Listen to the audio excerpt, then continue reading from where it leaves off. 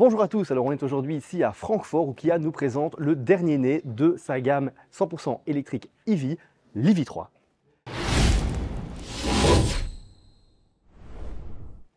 Alors l'EV3, qu'est-ce que c'est? Eh bien c'est un SUV compact du segment B, comme le Niro notamment, et qui vient en fait se positionner en entrée de gamme de la gamme EV de Kia, en dessous de l'EV6 et de l'EV9. Alors, vous allez me dire, quid de la Niro? Du coup, eh bien, la Niro EV, elle va continuer à exister. Il faut savoir que cette EV3, elle fait en réalité en longueur 12 cm de moins que le Niro. Donc, les deux véhicules sont plus ou moins sur le même segment, mais ils vont continuer à exister chacun de leur côté dans la gamme. Avec sa longueur de 4,30 m, sa largeur de 1,850 m et sa hauteur de 1,560 m, ce Kia EV3 vient se positionner dans le segment des SUV compacts face à des concurrents de taille tels que la Renault Mégane E-Tech, la Smart #1, la Volvo EX30, la Cupra Born ou encore la VW ID.3. Alors on l'a dit, l'EV3 c'est le petit frère de l'EV9 et ça se voit en fait quand on regarde ce véhicule, notamment au niveau du design, ses lignes générales. Il suffit de regarder sa face avant, on reconnaît clairement les lignes générales de l'EV9 et notamment si vous regardez les feux ici qui s'allongent sur la carrosserie avec notamment ces petits carrés de LED à l'intérieur du feu.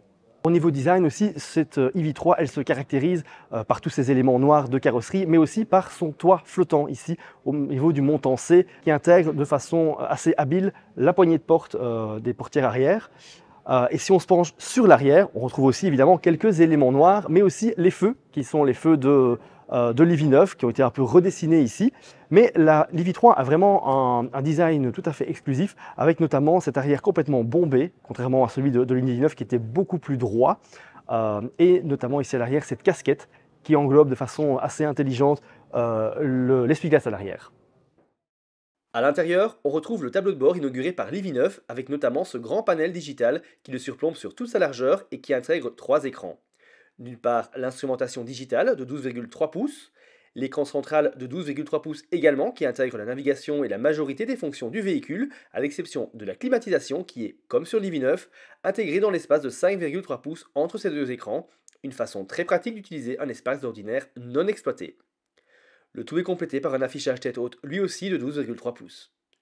Quelques boutons physiques ont été conservés en dessous de l'écran pour passer d'une commande principale à l'autre, comme la navigation, les médias ou les paramètres du véhicule.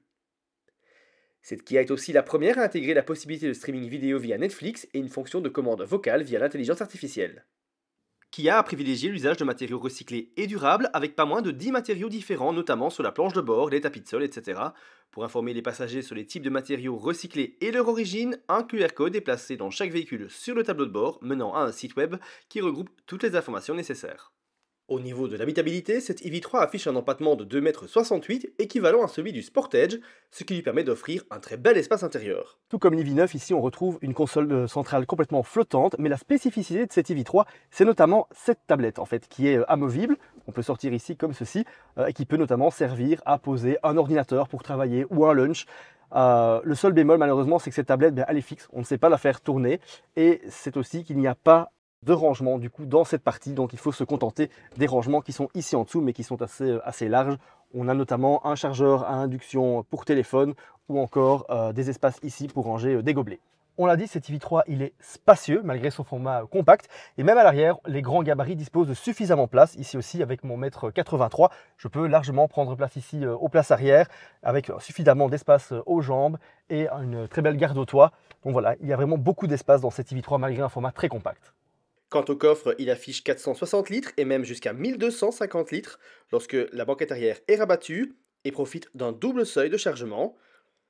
l'EV3 est également équipé d'un frunk de 25 litres qui permet de loger les câbles de chargement.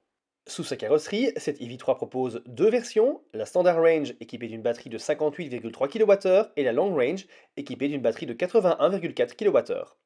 Les deux versions affichent une puissance de 204 chevaux, bonne pour 410 km d'autonomie sur la version standard et jusqu'à 560 km sur la version long range.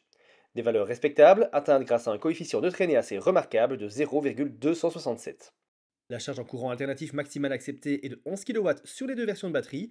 Quant à la charge en courant continu, elle grimpe à 102 kW sur la standard range et à 128 sur la long range. Kia a aussi équipé son EV3 de la charge bidirectionnelle et permet à la voiture d'être utilisée pour recharger les appareils, fournir de l'électricité à un bâtiment ou même renvoyer de l'énergie sur le réseau. Au niveau des équipements et des aides à la conduite, l'IV3 s'équipe des technologies de dernière génération et même de systèmes qu'on retrouve habituellement uniquement sur des modèles de segment plus élevés, comme par exemple l'assistant de pré-collision ou un cruise control intelligent qui fonctionne avec le driver monitoring system pour stopper le véhicule si le conducteur est inconscient.